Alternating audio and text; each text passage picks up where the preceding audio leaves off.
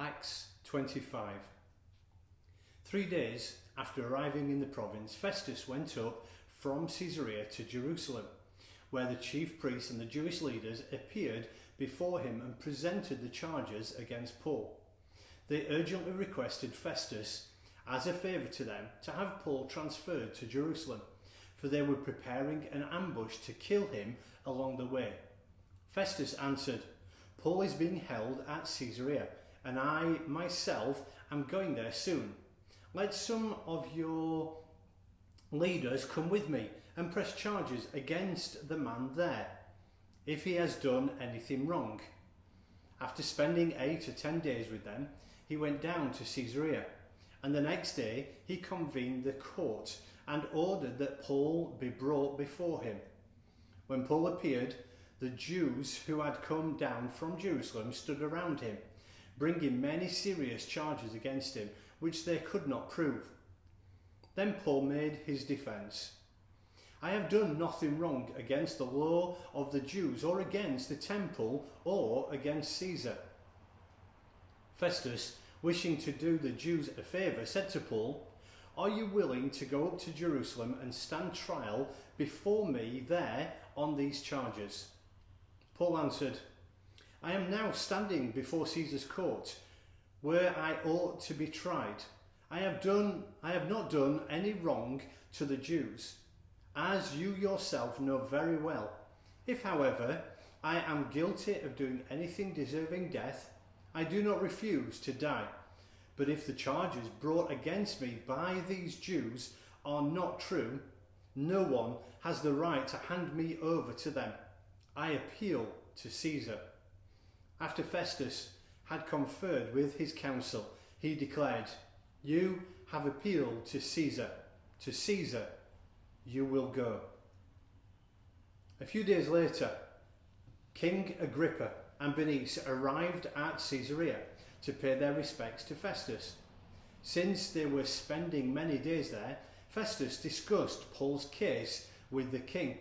He said, "There is a man here whom Felix left as a prisoner.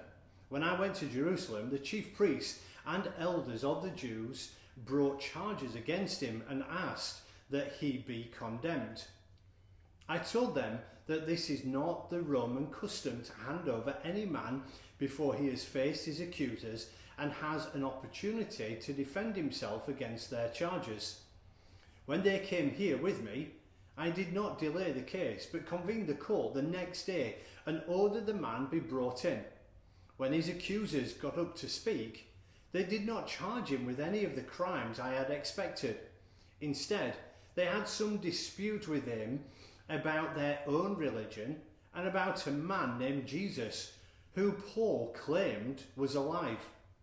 I was at a loss how to investigate such matters, so I asked if he would be willing to go to Jerusalem and stand trial there on these charges.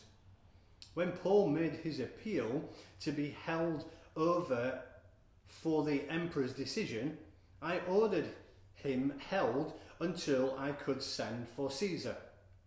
Then Agrippa said to Festus, "I would like to hear this man myself." He replied, "Tomorrow you will hear him."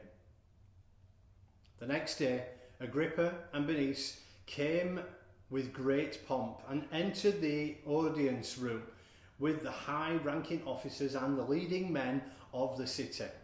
At the command of Festus, Paul was brought in. Festus said, "King Agrippa, and all who are present with us, you see this man?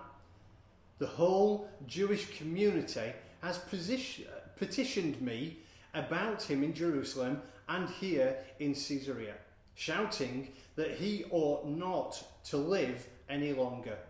I found he had done nothing deserving of death, but because he made his appeal to the emperor, I decided to send him to Rome.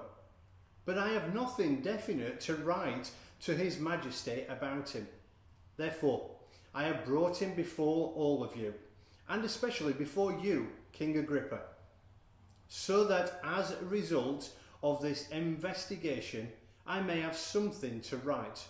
For I think it is unreasonable to send on a prisoner without specifying the charges against him.